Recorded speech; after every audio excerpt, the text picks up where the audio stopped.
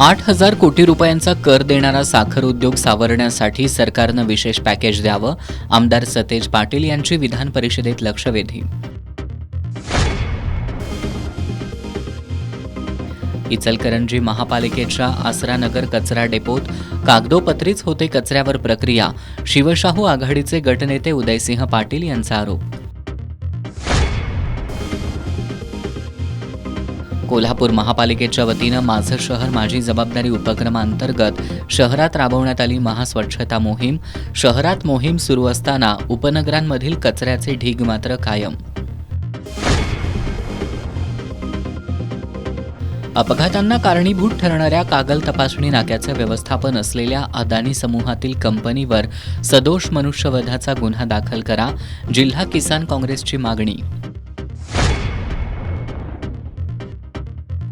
आणि मराठी राजभाषा गौरव दिनानिमित्त शिवाजी विद्यापीठासह शहरात विविध कार्यक्रमांचं आयोजन.